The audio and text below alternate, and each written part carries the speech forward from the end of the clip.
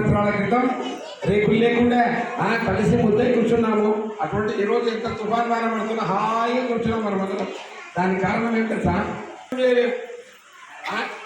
మనం అనుకుంటామంట ఏం అట్లా చేస్తాం, ఏం చేస్తాం. కృప ఆమె కటాక్షం ఉంటేనే మనం ఏమైనా ఈరోజు కుంకుమార్తన చేస్తున్నామంటే ఆమె దయ ఉండాల్సిందే.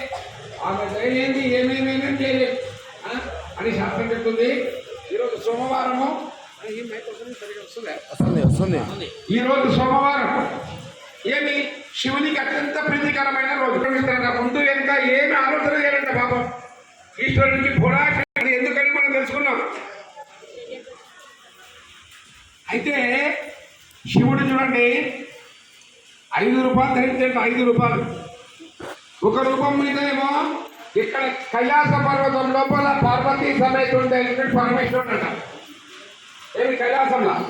ఇంకొక రూపము పార్వతీదేవికి అర్ధ శరీరం ఇచ్చినాడు, అదేమి అర్ధనారీశ్వరుడు. 3వ రూపం ఉంటుందా.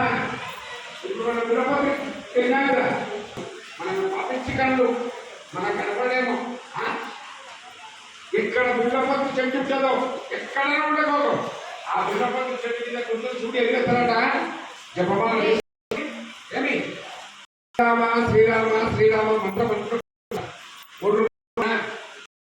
4వది ఏం తెలుసా, ఇంట్లో ప్రతి ఇంటి లోపల ఈశాన్య మూలాన్ని ఉంటుంది. నీళ్లు 2 ఉండాలండి.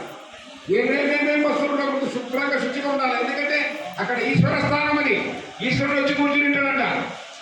5వది ఏం తెలుసా, 5వ రూపం తెలిస్తే మనం నమ్మలేం.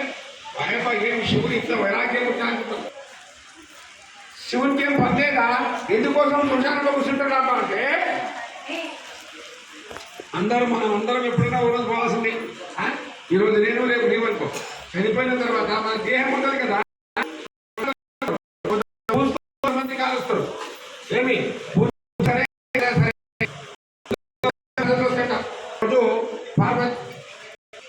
పార్వతీ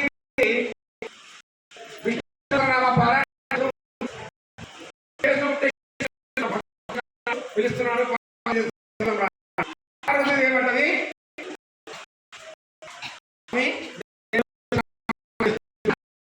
25 నిమిషాలు పడుతుంది పారాయణం చేయడానికి. విష్ణు సహస్రనామ పారాయణం చేయడానికి చాలా టైం, 25 నిమిషాలు పడుతుంది. అంతోటి చేయవాకు రామ ఎందుకు